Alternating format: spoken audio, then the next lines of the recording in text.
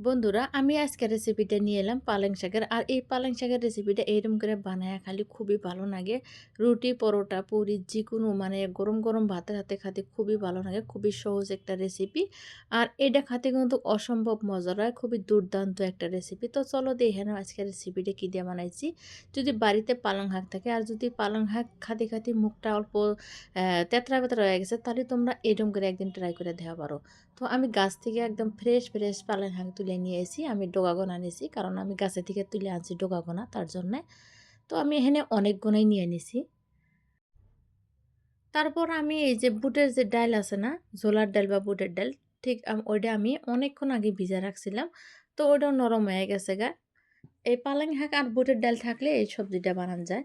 তো যাই হোক, আমি এগুলা নিয়ে নিছি। এখন পালং শাক আমি কাটতেছি। পালং শাকটা কিন্তু এই রেসিপিটা বানাবার চাইলে পালং শাকের কাটার কিন্তু সিস্টেমটা ঠিকঠাক আনাকবো। কুচি কুচি করে কাটে আনাকবো। তো আমি এখানে একদম কুচি কুচি করে কাটে নিতেছি। চাকুর সাহায্যে প্রথম প্রথম কাটতেছি, তো ওই জন্য ভালো হইতেছে না। তো তোমরা চাইলে বটি দিয়েও কাটে নেওয়া পারো। তো যাই হোক, আমি খুবই ছোট ছোট করে কাটে নিতেছি। আর এই তরকারিটা রাঙানাতি, যাতে পালেং শাকগুনা বড় বড় না থাকে ওইটা খেয়াল রাখা লাগবো।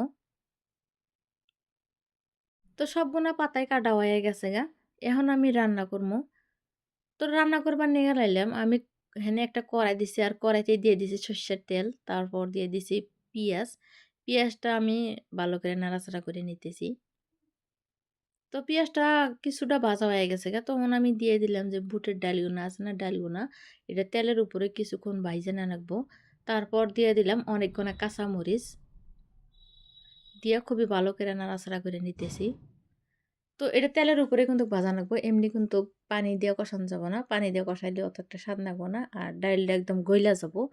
তেলের উপরে নাড়াচাড়া করলে ডালটা গলে না, কিন্তু ডালটা খুবই নরম হয়, খাতে ভালো লাগে। তারপরে এখন দিয়ে দিলাম আমি নুন, তারপর দিয়ে দিলাম হলুদ গুঁড়া আর শুকনা মরিচের গুঁড়া। আমি জাল জাল করে বানাবো, অনেকগুলো কাঁচা মরিচ দিছি, তারপর শুকনা মরিচের গুঁড়াও বহুত দিয়ে নিছি।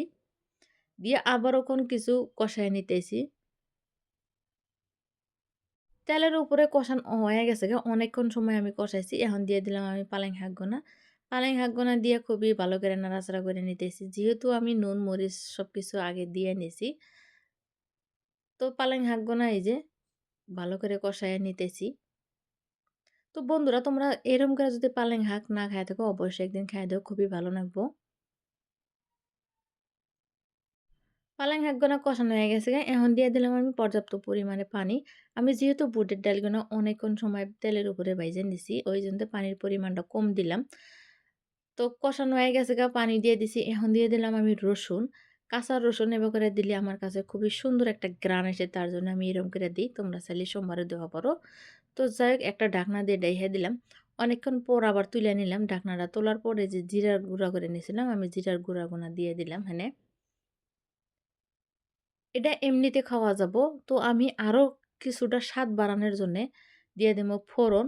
তো আমি অন্য জায়গায় একটা ফোড়ন বানাইছিলাম জিরা দিয়া আর শুকনা মরিচ দিয়া।